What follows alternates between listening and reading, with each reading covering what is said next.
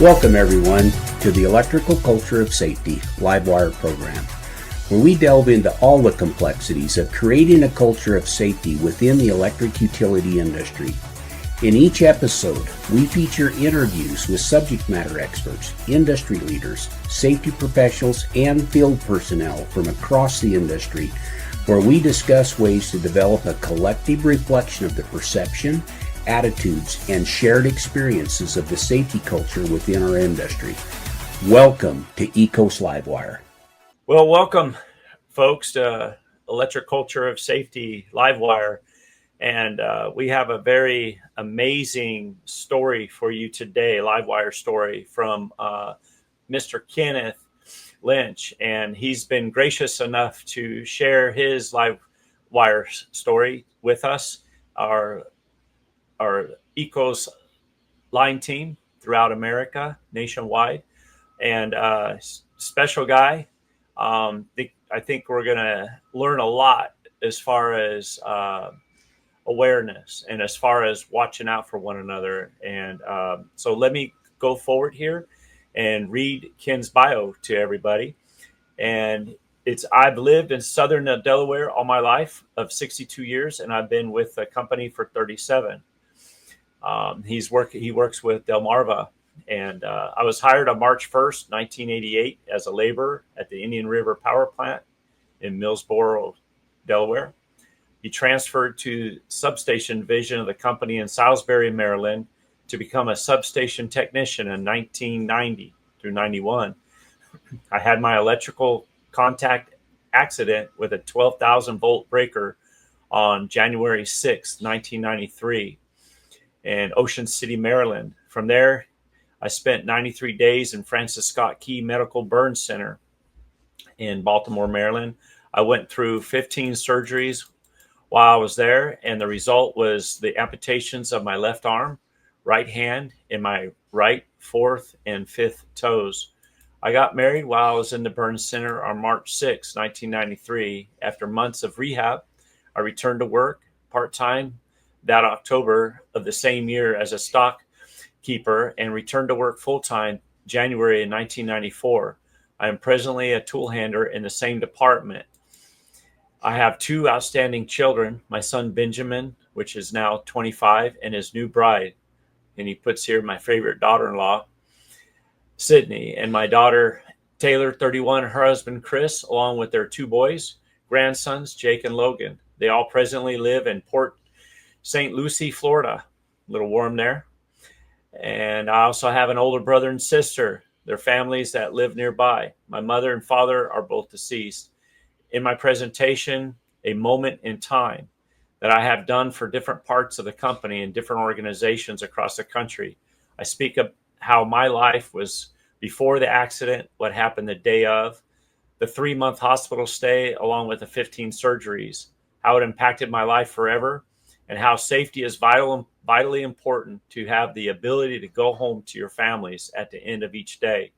When I retire in the near future, I want to be a motivational speaker full time. And wow.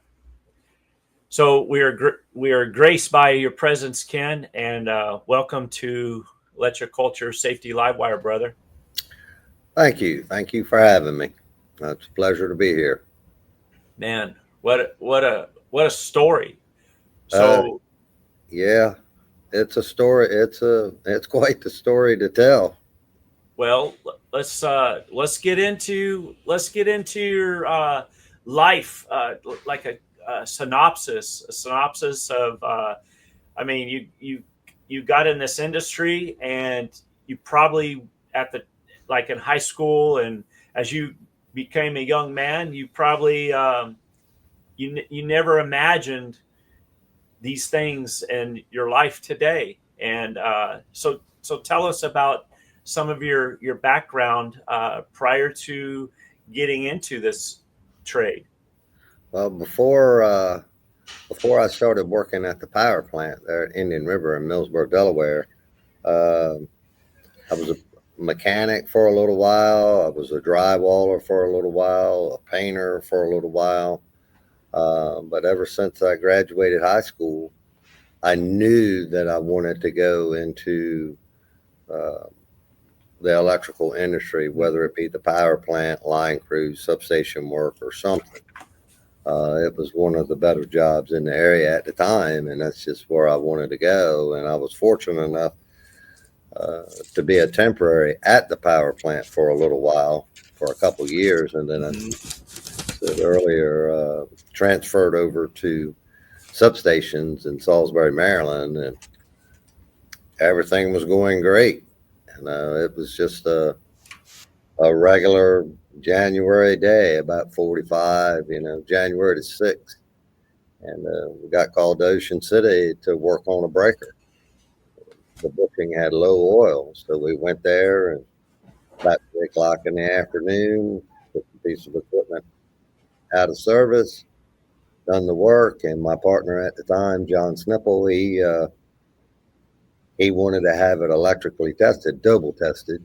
So we called in a crew. They came in, did their work. We called our supervisor, and they said the numbers look good.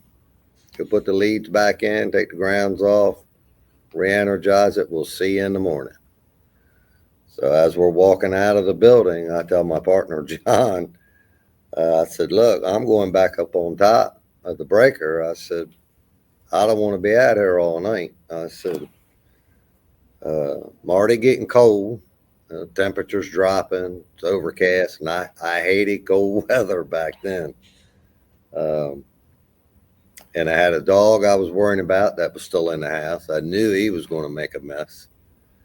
And we started going out of the building, and he said he was going to go get another brush to help clean up the leads before we put them back in. So he was walking to his truck, or our truck, and the other two were walking to their truck within this substation in Ocean City. And I went out straight, walked past the transformer, ducked underneath the I-beam. And as I'm walking out, I can tell you exactly what I was thinking about. I was thinking about how much money my fiance at the time was spending on this wedding. Did I have all the paperwork for the attorneys for the house I was getting ready to buy? And I was worried about that dog making a mess. And when I went underneath of that I-beam and I saw the cross bracing, now keep in mind, it's 6 o'clock. So we come out of a fluorescent lit building. My eyes are adjusting to the darkness, the whole 9 yards. And I saw the cross bracing. And back then, you could free climb the equipment. You didn't need a ladder. And of course, I was just as wiry now as I was then. So I was just climbing. And I was 9.5 feet to the left, and I climbed one that was energized, had 12,000 volts running through it. And I was the path to ground. I was phase to ground. So I think it's like 7,600 volts is what it was. Now I'm not for sure what the amperage was, but I can remember being electrocuted, but I don't remember much after that. I don't remember, because I was all the way to the top, so it was like 9 or 10 feet. I don't remember falling to the ground or anything like that. And next thing I remember, my partner's dragging me across the stones, and that's what woke me up, I guess. And then we had a little conversation. He wanted to know what happened, and of course, I'm cussing a little bit, like, what in the hell happened? And both of my hands were bent up to my face. It's just like what you see in the movies, guy gets electrocuted and he's smoking funny ha. Well, that's what it is. And it's a smell that you just can't never forget. And paramedics come and they want to, and I'm already cold, and first thing they want to do is cut your clothes off. And I wasn't a big fan of that. And I don't remember being loaded onto the stretcher or the first helicopter ride. And then they flew me to the local hospital. And there they had called my brother and rest of my family and whatnot, my fiance. And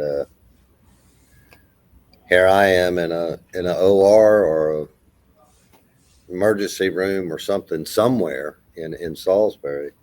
And course, I remember my fiance being in there talking with my sister. And of course, I'm in and out. I'm passing out, coming back. I'm just trying to figure out what's going on, because when I was electrocuted, I thought something had actually fell on me. And I know everybody on here or that's going to watch this has had a Charlie horse or a leg cramp or something. Just imagine that over your entire body times 1,000. I mean, you just can't imagine what it feels like. But anyway, there I am at the first hospital, and of course they're telling my family they're going to fly me to Francis Scott Key up in Baltimore. That was the closest burn center at the time. There was another helicopter waiting for me. It was Delaware that flew into Maryland to pick me up. Maryland was busy at the time, but the Maryland chopper was at the hospital when I was going to Baltimore. And as they're wheeling me out, I could see the helicopter. I could feel the cold air coming through the doors, and fiance was on the left and my general manager was there on the right. And me being the jokester that I am, of course, if somebody's in pain, I'm that guy that I crack a joke just to break the tension, and I knew that whatever was going on, it was going to be bad. So anyway, as they're wheeling me out, I lean over and look at my fiance, and I said, well, it doesn't look like we're going to be having sex anytime soon. Man. And then out I went. And as we're flying, I guess I wake up again, and this paramedic was talking to me, telling me how great this helicopter was, and it was the newest one on the East Coast, and we're running about 160, and he was going on, and finally I looked over at him and I said, I realize what you're trying to do. I said, but I've heard just about all I want to hear of this helicopter. And I pass out again. Wow. And the next thing I remember, I'm in another emergency room, and I've got this gentleman straddling over top of me. And he's pushing on my chest just as hard as he can. Of course, I'm moaning and groaning and all this stuff. And he says, I know it hurts, Mr. Lynch. He said, but we're putting in a swan so they could monitor my heart and administer drugs or do whatever it was they were going to do. And then I was still cold. And then finally I feel all this warmth over my torso, I guess would be the better word. And it ended up, it was from an incision that my burn doctor had made in one of my arms, and the fluid from my body was just draining out over me, and that was to prevent me from drowning in my own fluid. It looked like I'd been a weightlifter for a couple years from all the swelling and the fluids and stuff. And for the next week after that, I don't remember much at all. And the end result, I believe there's a picture of my left arm. That was the very night of, and you can see where she made the incision. And of course, at this point, I didn't really know what was going on. And to the left of the picture there, that's the leather gloves that had melted to my hands. And electricity is, of course, just anybody in the electrical field knows this, I believe, is that electricity is about as hot as the surface of the sun, which is about 31,000 degrees. So I warmed up pretty quick, with all of that. And, like I said, the first week, with the other picture of my left arm, that one. If I didn't tell you that was my left arm, nobody would know what that is. And of course, I didn't get to see this part of it by the time I woke up and realized what was going on. There's a picture, I believe, of my right hand as well. This is when I knew what was going on. Of course, as I was going through all of this, I believe that my left arm is where the electricity actually came in. It came out of my right hand, my left thigh, and my right foot, which is there. And of course, that's the night of. There's other pictures that go along with all this, but I don't have them at this time with me. But it was quite the experience, and you know, going through all of that, uh, it was a rough situation, and it was touch and go there for about 3 or 4 days, and of course, with all the toxins in my blood and stuff, my kidneys couldn't handle it, so they shut down. And right after 3 or 4 days, they were getting ready to put me on dialysis, and they slowly started coming back. But Wow. and I was never really in much pain as I was going through all of this either. Of course, they had enough morphine running through me to make everybody that's watching this feel good at some point or another. You know, it wasn't a pleasant experience for me. And the hardest part for me the whole entire time as I was going through all of these surgeries is with my brother. He's 12 years older than I am, and he was more of a father figure than a brother. You know, we're pretty close, and we have a sister in between us as well. And I can just see the pain on his face that this accident had caused him. And it just, when you have an accident of this magnitude, it's not just, it doesn't just happen to you or to me. It happens to your coworkers, to your friends, your family, and the community and the surrounding region. You know, it's got a long reach to it. And like you said in the biography there, 15 surgeries every Monday morning. It seemed like I was losing something. And then every Wednesday, my coworkers would come up to Baltimore and see me. And of course, I would be missing something, whether it be a finger or skin grafts or something along that line, you know. And eventually, we were about 3 weeks in, I believe, and I had this one doctor that was part of my team. And he would always come in and just flip the chart, look at all the numbers, and he never said anything. And of course, I'm a wreck, you know. And finally, I break down and I'm crying and whatnot. He says, "Mr. Lynch, what's wrong? What's wrong?" I said, "I need to know something. I need to know whether I'm going to live or I'm going to die." He said, "Oh, you're going to live now. We're past that threshold." He said, "We just want you to leave here with as much as possible." And it was like the weight of the world lifted off of me.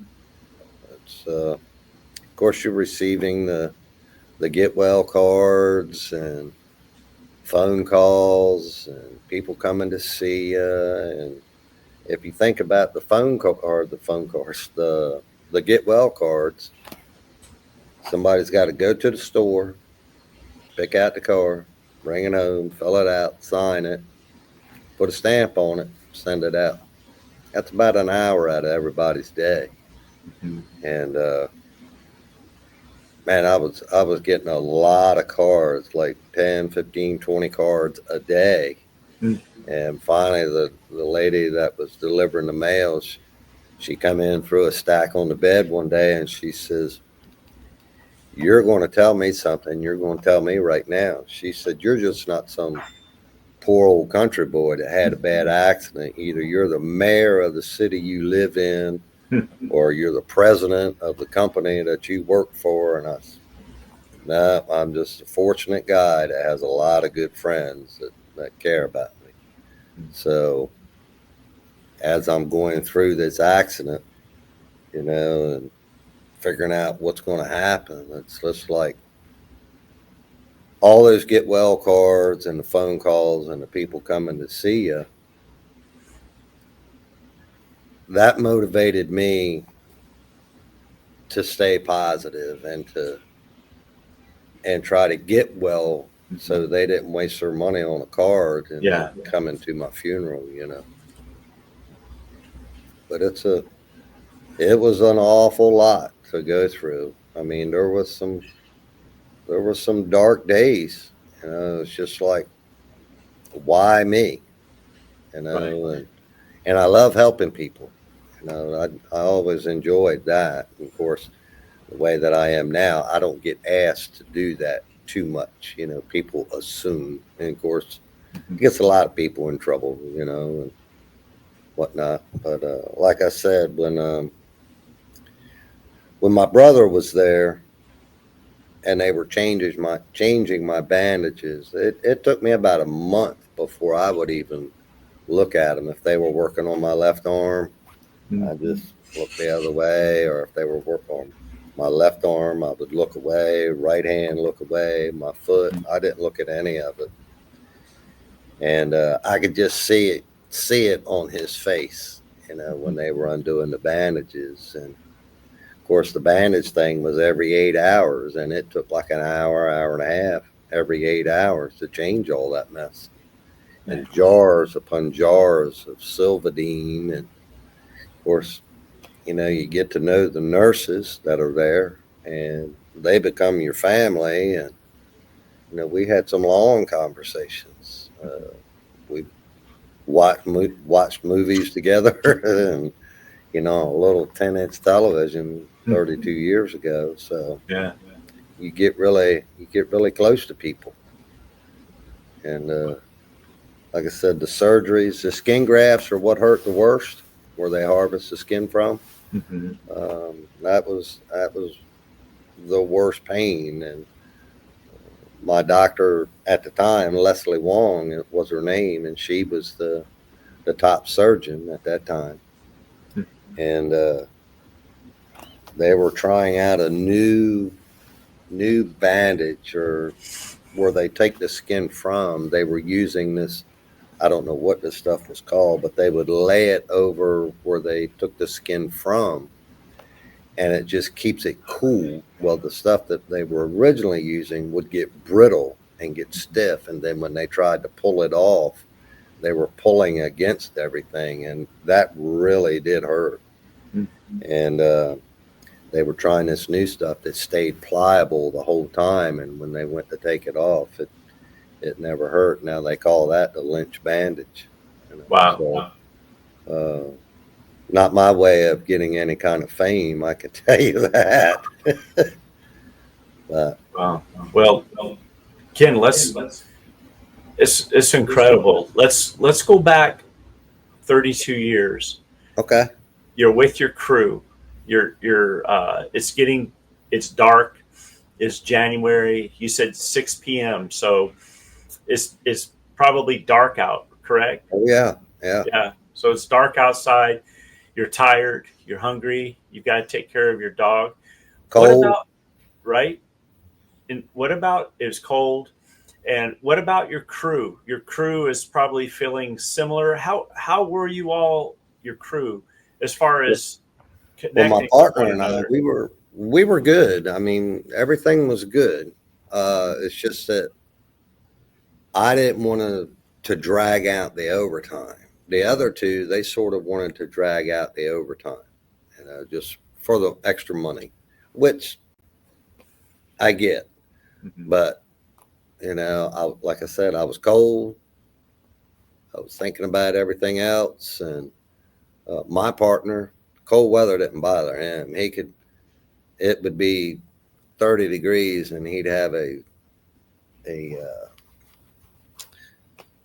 not like a sweatshirt, but a button down heavy shirt, flannel shirt, and he'd have his sleeves rolled up. He was, cold weather didn't bother him. He liked cold weather. I was just the opposite. And we worked really well together. He was he was rebuilding a 63 Impala at the time, and I'm a 69 Camaro guy. So we were always talking cars and what he was doing with his car and all of that. And the other two, I was doing most of the work except for the testing.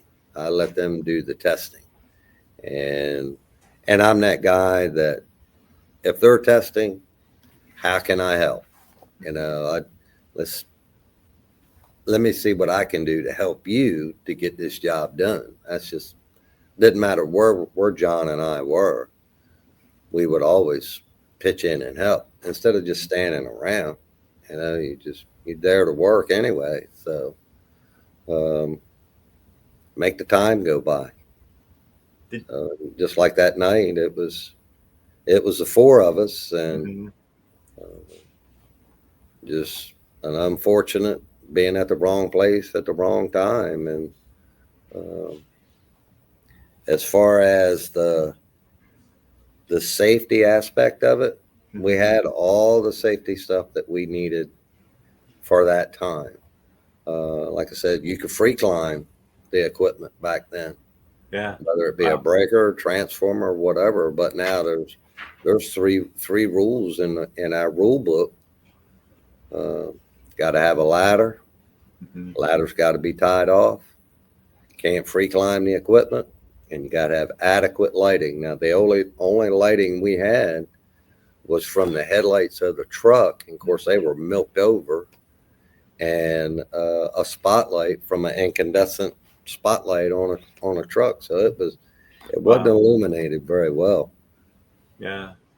So when you were climbing the equipment, your crew members, they weren't with you at that time. They had gone to our trucks.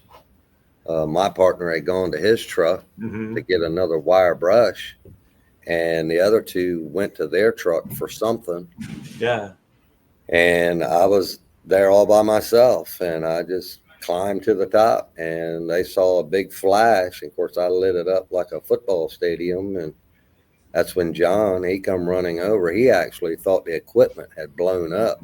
Right. That's why he was pulling me away. And did you all have testers back then? Voltage indicators where you could test the equipment before? No, not like test before touch like there is now. No, And we just took it out of service and ground it. And once you grounded it, we knew it was dead. Wow. So, I mean, that's something about safety. When I do my presentation, I usually have all my stuff with me. Yeah. But I have a safety manual from the company from 1972 or 73, and it's not much bigger than a little notepad. It probably might have 25 pages in it. And the year I got hurt, it was a little bigger and had more pages, and it was actually a flip chart. Well, the one that we have now is it's like a small novel. It would take you a while to go through it. And that's one thing about safety. It's constantly evolving. Correct. That's what I like to do with the presentation. When I do that, if I could change one person's way of thinking, it's worth doing the presentation. And we've been from Boston to Seattle to the Edison Electrical Institute conference, and we've been all over with this deal. And I enjoy doing it because anybody else that talks about it, that has heard about an accident or something, they can talk about it all they want. But when you see it live and in color, and you see my prosthetics, and then you see all the pictures of what electricity can do to the human body, it grabs their attention. Yeah. And like I said, if it changes one guy's way of thinking, even if we'll use John and myself. If one of us is having a bad day, the other would pick up the slack. Here, you stay on the ground today. I'll go up, or You know, if you're on a team of people, Mm-hmm. you got 4 or 5 guys working on a project, and one of them's having an issue with his kid at home, and he's just thinking about what he's trying to get through to his kid. Let that guy just sit on the back burner and just let him think for a little while. Mm-hmm. You pick up his slack. Keep him out of harm's way.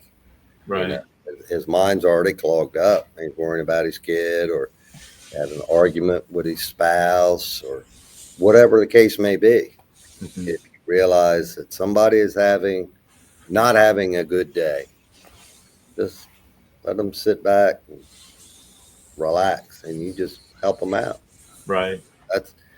That's a big point that I like to make, you know. And John and I, we were talking that morning. Mm-hmm. I was telling him about all the paperwork I needed to purchase the house, and how much money my future wife was spending on the wedding, and Yeah. you know, all that stuff. So And it all compiled, you know. It was a yeah. perfect storm. Yeah, there's exactly the perfect storm. I mean, if you take all the GPS coordinates, all the points of your all's mindset, starting from the morning and man, and then going all day long, and then like you said, the compounding of all these mental distractions, adding and multiplying, and your crew, you're alone. You Everything's grounded, and you know like you said earlier, just a little bit ago, if it's grounded, you all are thinking and believing, assuming it's dead, when Yeah. there's current flowing through that stuff, man. Well, I climbed the wrong breaker. I climbed one that was 9.5 feet to the left. Ours was de-energized, but I just knew when I saw that cross bracing, I knew in my mind I thought I knew that I was climbing the correct one. That is amazing. Man, assumptions without getting other folks to communicate and talk about things prior to engaging the equipment. Yeah. Oh my gosh. And then you have one guy, you of course, Ken, and you're assuming that this is it. It's dark, it's cold, you're hungry, you got so many things. Your wedding's going to cost all this money, and you just start climbing, knowing that what you're on in your mind, your bias is such that you truly believe in your heart of hearts that this equipment is de-energized, this Yep. equipment is the one that's grounded, this is where you got to be, and that's where Yep. you went, man. Wow. And you know, and then and once it hits, I mean, it's just like every muscle in your body contracts instantaneously. And of course, laying in that hospital at the burn center, Mhm. you know, you have a lot of time on your hands to think. Yeah. And I can remember my jaws feeling so tight that I thought my teeth were going to shatter. Mhm. And it's just, once I saw my injuries, Mhm. and looking at them now as I was going through my surgeries and stuff, and of course the burn doctor would come in and look at the injuries and the skin grafts and all of that stuff. And even when the nurses changed the bandages, they said, "Oh, it is looking so good, so good." And I'm thinking, you have lost your mind. Are you looking at what I'm looking at? And it's like the pictures that were there earlier. But it's amazing how much damage can be done to your body and then it healed. I'd never dreamt that it doesn't look great anyway, but it looks a heck of a lot better than what it did when I was going through all that mess. Yeah. And kidneys shutting down. And at one point, they took it's called a latissimus dorsi. It's the largest muscle in your back. they took the one off the left side of my back to try to repair my hand. They were trying to get the tendons to move. They brought in a hand specialist, and of course there was no actual skin of mine left to cover the tendon, so they put this muscle there, and the end result was that the tendons just wasn't going to work. And the doctor came in the one day, and she said that they were going to have to take my thumb, and out of everything that happened, losing my toes, my entire left arm, fingers on my hand, when she told me I was going to lose my thumb, that upset me more than anything. And I thought about that for a long time. And the psychologist that was there, he said, I was telling him how much it had upset me. And he said, that he asked if I was a thumb sucker. And I said, sure. He said, that was your first friend. Wow. And that it brought it all together. He was exactly right. Interesting. And boy, that did upset me. And of course, after they took my thumb, they said that I would be better suited for my everyday living skills. Be better to lose my entire hand and live with the prosthetic. Wow. Of course, my left arm is a myoelectric as well. So that's how I do everything today. I get up, get a shower, get dressed, go to work, do my thing at work, and go home and do all my stuff. And tell us a little bit, Ken. Tell us a bit your presentation, your share, what you're doing here today. You call this a moment in time, right? When you came to, you're at the hospital. Your fiance is there. How did you? That's at the first hospital. Yeah. How did you feel? What was going on in your mind? I still did not know what had happened. I did not know that I had been electrocuted. Like I said, I was still trying to figure it out. And, I didn't really know what was going on. I was never in really much pain, even at that point. My foot is the only thing that was really aching. But as far as my mind, it's like, what's going to happen next? Where am I going now? Where am I going? I didn't know I was going to Baltimore. They just loaded me up, and people are all around me at the burn center, and then I'm out. And then, of course, they said for that whole next week, I was alert, given authorization. Said, yeah, good, and do whatever you got to do. But I do not remember that whole next week. And of course, my family, they were. The company brought them up in a van, and that was a long 2.5 hour ride for them, because the doctors at the first hospital told all of them, told them where I was going, and said, we don't even think he's going to make the flight. And that was a 40-minute ride. And wow. Of course, they didn't know what to expect when they got there. They didn't even know if I was living or I passed away, So that was a lot on them. Just a lot of concern. I'm the baby of the family, and I'm the favorite, Wow. So, but as far as realizing what was going on, I don't think I ever really. I had some dark days, don't get me wrong, but I had to put on a good front for everybody else. Like, Kenny's always in a good mood, and of course, when the nurses come in and takes an hour and a half, change your bandages and all that stuff, we're joking and kidding, carrying on. But when you're laying there by yourself, that's when it creeps in on you. I'm telling you. Yeah. There's a lot of days, a lot of nights. Of course, with the morphine, like I said, I'd go to sleep for an hour and I'd be up for an hour and a half, go to sleep for another hour. And my TV in my room stayed on 24 hours a day. And it was like right here in front of me constantly. And just another day. Yeah. Another day. And here I am 32 years later sitting here talking to you. You know, it's an amazing deal. And like I said, I got married in the hospital. Yeah. Yeah. The nurses, we were just going to have chips and soda, just family and whatnot. And the nurses came together and had a wedding cake made and brought in the roast beef and all the sides. I mean, it looked just like a wedding, you know.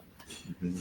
And they had the local news company come in and plug into the hospital circuitry. And that day was the first shower that I had. Wow. To my stay at the hospital. And I was like 2.5 months in. And Yeah. it was just a bed bath. And I kept telling the girl that was in there with me, of course, I don't have any clothes on. I'm just naked. Mm-hmm. She's dressed in scrubs and everything else. And I said, hotter, you know.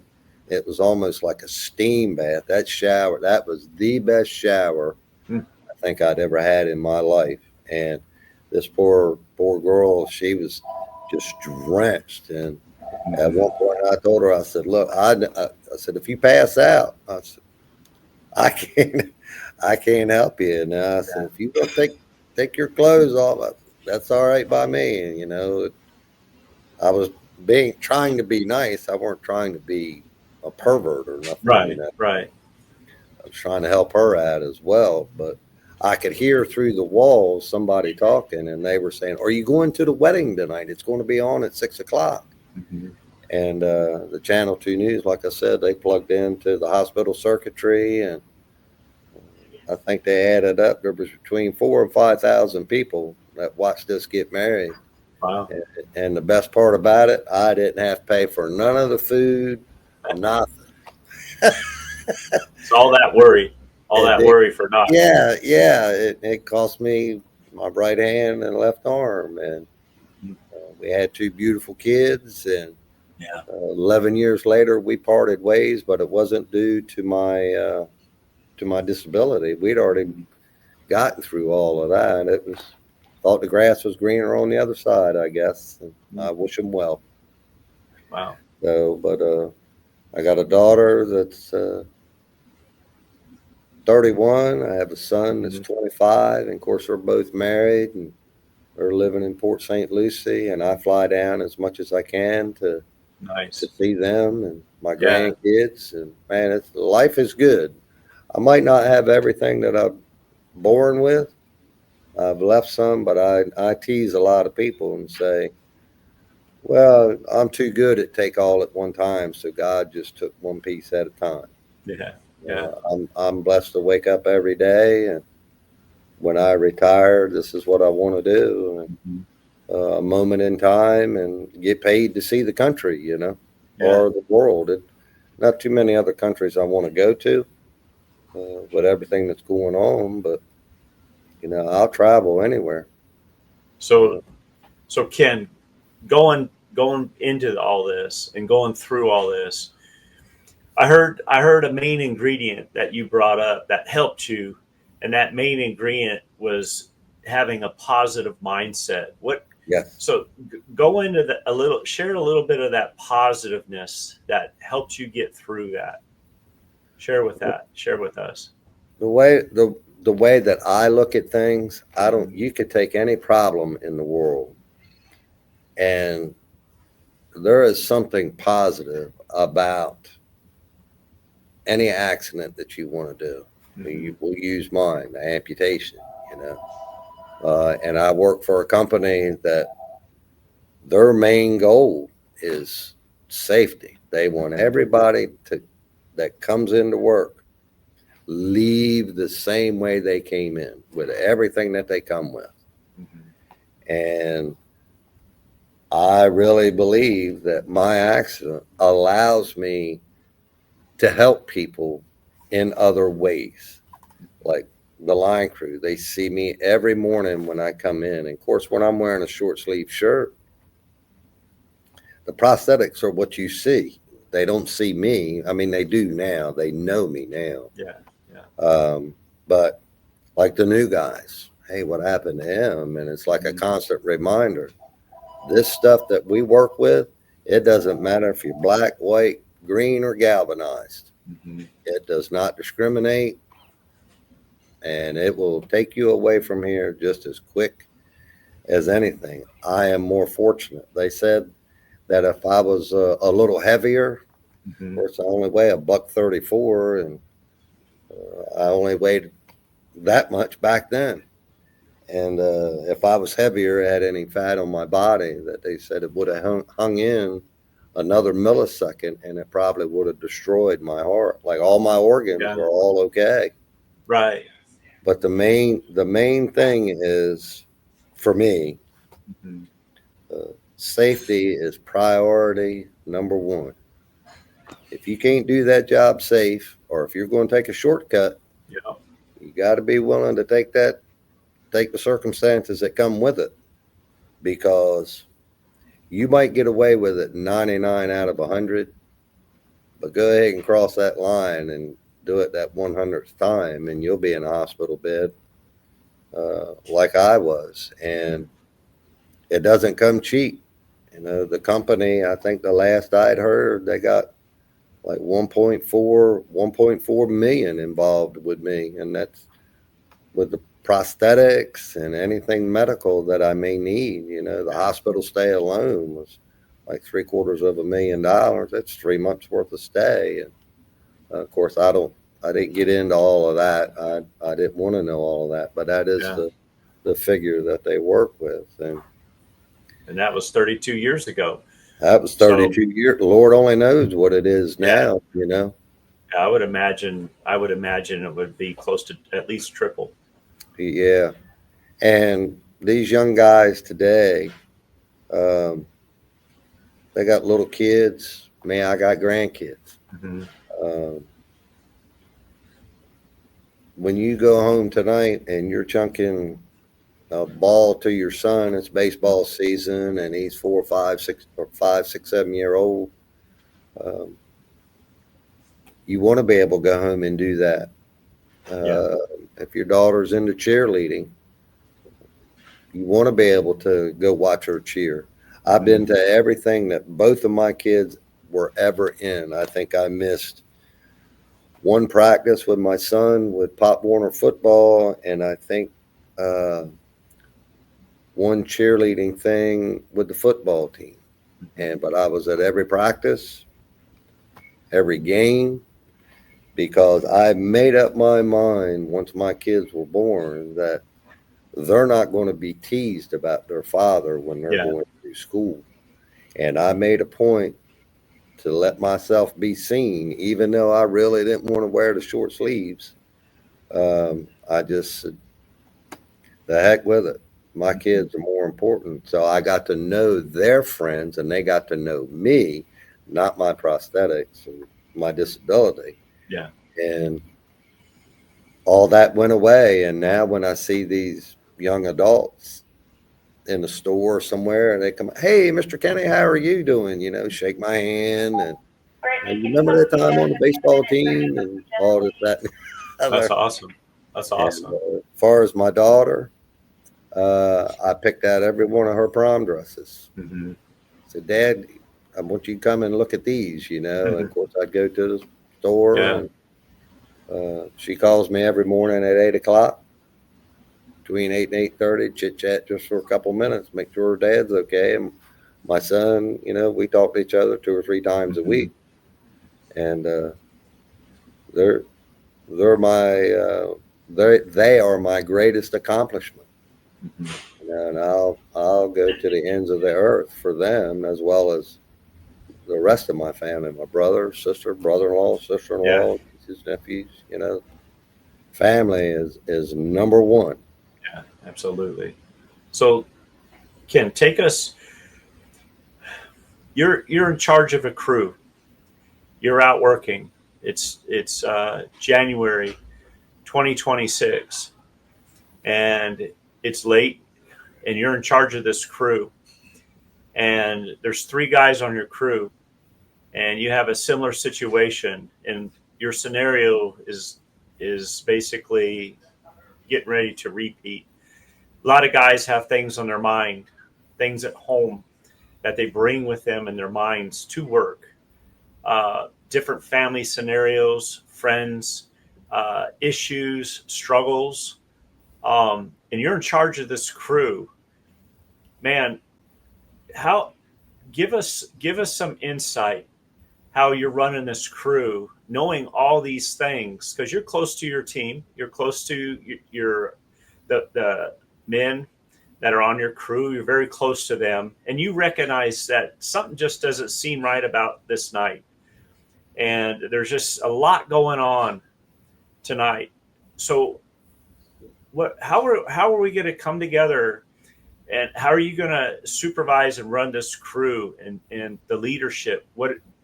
What are the things, the topics you want them to realize and understand at this night? As of now, I have a desk job. I work inside. No, I know, I'm a tool handler. But if I was in Yes. that situation, Yes, you're outside, and it's going to be 2026. and I knew, Mm-hmm.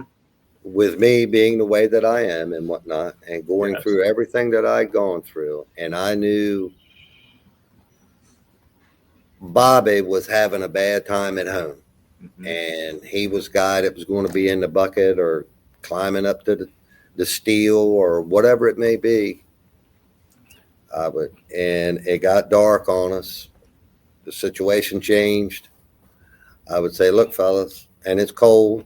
Come on, we're going to get a cup of coffee. We go, grab a cup of coffee, take 15, 20 minutes. Have a little timeout. We have a thing here. It's called a 2-minute pause. Yep. It would be a 20-minute pause, and just give everybody a break. They're concentrating on work. This guy's got something going on in the back of his mind at home, and it might creep up to the front. And say, look, Bobby, you stay on the ground for right now. I know that you want to be up in the bucket doing the work, but I would rather for you just to sit down. And if it creates an argument, it creates an argument. I'd rather argue with you tomorrow about it than have to drive to a hospital and talk with your significant others, or your kids. That's how I would handle it. It might be a bad choice of words. I would rather piss you off today and argue tomorrow. Yes. Than send out my condolences. Right. I can guarantee you that. And if it came to it, I would just shut the job down. I mean, they can't. Nobody can fault you for that. Now they might be upset with you because you shut the job down, but if it saves that guy's life or incident from happening, it's worth it. You can't put a dollar amount on it. Yeah. Somebody's life or missing pieces, it's just not worth it. And that would be the way I would handle it. Now, you've probably got some strong personalities out in this world that I don't care what you're saying. I'm going up in that bucket. Well, if you got wrestled a guy to the ground, wrestle him to the ground. The other 2 are going to back you if there's 4 of you. You just got to work through those sort of things, and you have to take the bull by the horns, per se. They're paying the supervisor to do just that, or the lead on that crew. That crew is your responsibility. If you don't think Bobby's having a good day, pick up his slack. Have Mike switch around, do something different. Go get the coffee, take a time out, 2-minute pause, 20-minute pause. The power's out. Yeah, no, Ken, That's exactly what we need to do. And I'm curious, what is your take? Let's say, and we hear these stories. We hear these stories. Let's say we've got a supervisor, that get her done guy, that he's the guy that you give him a work order and he's getting it done. You might not want to know all the details by the time they get I back know to a guy like that. exactly. So now we've got an apprentice on this crew, and that apprentice recognizes all these signs, and this apprentice recognizes that it just doesn't feel right. Some about this job this night, January 2026, it's cold. This night, this apprentice sees something that is just very sketchy.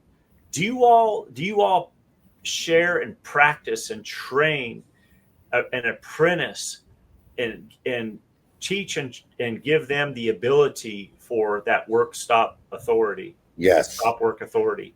Yep. When I go across, I've been all over Exelon, Mm-hmm. doing this presentation. And at some point during the presentation, I always ask, who's the most senior person here? Mm-hmm. And we weed it out. I got a way that I weed it out, and it's between 30 and 35 years most of the time. Mm-hmm. And then I ask, who has the least amount of time?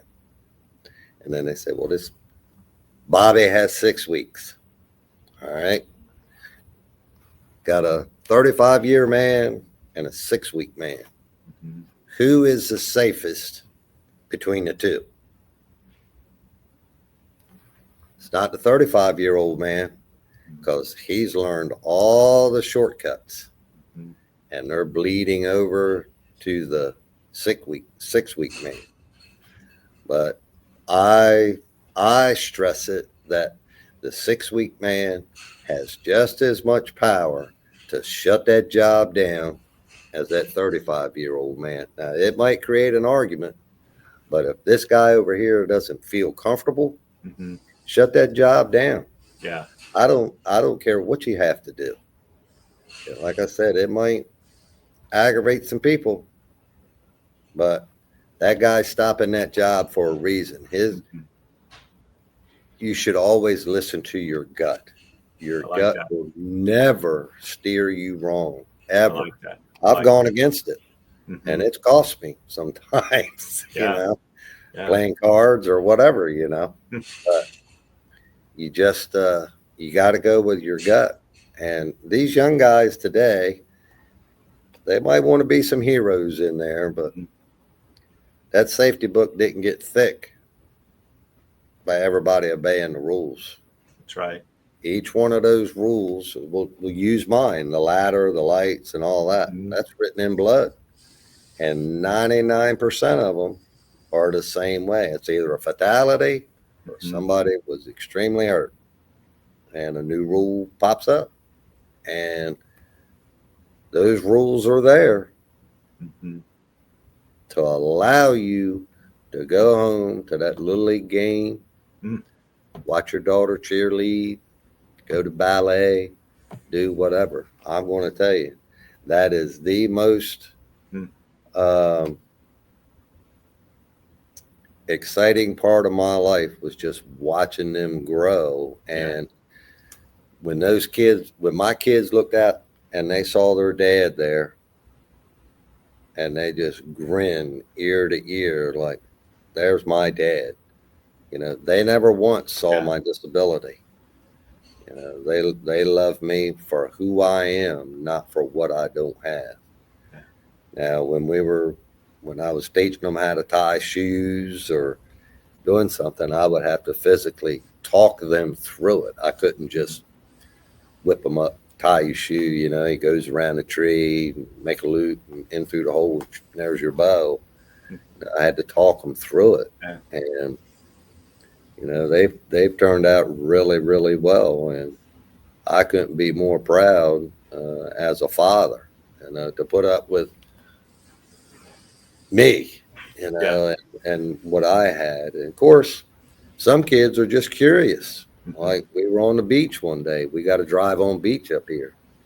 And I was out on the beach and I'm sitting on the tailgate. It's a Sunday afternoon. I'm having a nice cold beer and my daughter's laying out enjoying the sun. My son's out there bodyboarding. And this little boy, I don't know, he's 5, 6 years old. Of course, I got my hardware on. Mm-hmm. And he comes running up to the truck and he says, "Hey, what happened to you?" And of course, being the jokester that I am, I said, "You don't see me swimming out there, do you?" Mm-hmm. He says, "What do you mean?" And I said, "Sharks." And he said, "Is that what happened?" And of course, he run off before I could straighten him out. Yeah. And about 10 minutes later, his mom shows up at my truck and says, "What did you tell my son?" So I told her. She said he wouldn't even touch the water. We'll send him back down. I'll straighten him out. So he came back and Mm-hmm. I told him, I said, "Look, I was just teasing you about the sharks." And he said, "What happened?" And I had my wallet there in the back of the truck and I pulled my wallet out. I said, "I really used to wrestle alligators down in Louisiana." And I said, "And this wallet was the last part of his tail, and this is what I made out of it." She's rubbing the wallet going, "Really?" Whether believe me or not. Yeah. He was back in the water. And kids are great. They just want to know what happened. They're honest. Mm-hmm. You never don't shut them down because you never know what it might cause that kid to be. He might be a burn doctor. He might be a kidney specialist or a safety consultant or something. It could lead to bigger and better things. So basically you're sharing a lot of your why. A lot of the why we need to remember why we're on the job, going to the job, going back home. Why are we doing this? What is our why? This moment of time that we all have right now, you and I, we're sharing this moment in time. Yep. And tomorrow, this moment, like 32 years ago, is gone. That moment's gone. And different choices, different decisions, and different plan of actions could have changed that moment of time. But we got to allow that why are we doing this to always be the guide within us. The hard hat, take off your hard hat. You see pictures of your children, you see pictures of your wife, you see pictures of your family, like your family picture. I want Jeremy at the end to show your why. I want him to show your family at the end of this. But man, we've got to spend time understanding that this is our moment and we've got to make the very best of it, not only for us, but every guy, every gal that's in our crew, that's in our team, whether they're at their service center doing their job and she's the one that prints out the checks, or the lady next to you that's driving with 2 kids coming back from school and you're on your hurry trying to get home to let your dog out because your dog might poop in the house or something. But this is a moment of time, and we've got to respect not only our moment of time, but our why, all the people behind us, like all the cards that were written to you. We've got to respect their moment of time, all that time they wrote. You said an hour per card. Yeah, on average, I would assume, because I've done it, even a birthday card. I mean, it takes. I know, man. It's a moment of time. Yeah, and that's what it all boils down to. We all have our moments. Yes. But in reality, I've lived it. Being in a hospital, 93 days, 15 surgeries, months of rehab, and every morning when I wake up, it's just like, got to put this hardware on before I can even make a cup of coffee. Man. And, I still have bad days. Some days are diamonds, some days are stones, but everybody has the same thing. Everybody's got their demons, and you just got to lean on that family because, well, in essence, here, I work with people. I spend more time with them than I do at home, waking hours, True. and they are your family. They could say they're your second family, but no, to me, it's all one family. You Yeah. know? I You would get agree. along with some you don't. You know, same way with my family. There's some I So do, and some I don't. You know? Ken, give us that lasting impression, your life, your testimony, you're a witness to that moment of time. And give us some parting words here. Straight from the heart, man. Give us that. Okay. Going through everything that I have lived through and watching my kids, see me and me watching them growing up to be the people that they have become. Uh, there's some strong individuals, and when they see somebody like myself, whether it's with a walker, wheelchair, they will bend over backwards to help those people.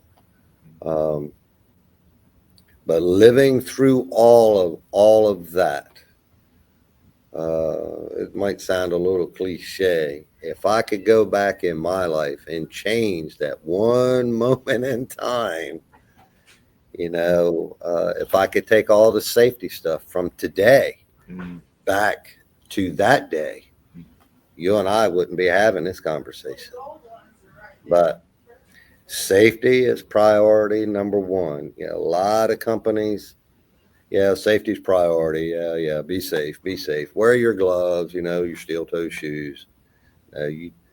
Um, this is something that I really push uh, in wherever my presentation is. If you're obeying all the safety rules because the company wants you to, if you're obeying all the safety rules because you have to, even though they aggravate you, you think they're stupid or whatever it is. If you don't do it, the company's going to give me a day off, so I have to do it. That's not. You're thinking in it entirely in the wrong light. Your perception of it is incorrect. You follow these safety rules, no matter how minor they are. If you follow the safety rules as they are written, that allows you to go home to your family each and every night. Whether it's, like I said, a little league game, ballet, finish that argument with your spouse and win the argument. That's a win for the day. When you climb in your vehicle to go home, or you pull in that driveway or into the garage, that's a win. I don't care if you've had a bad day at work and nothing went right, but you did everything safely. You're not on the way to the burn center, losing pieces, 93 days at a hospital, 15 surgeries. You won't ever see any of that. Or worse yet, you've met your maker and your spouse has got to raise them kids, and somebody else be called dad or mom. There'll be somebody stepping in your role. And of course, when I had my accident, I wasn't married or had no kids or nothing.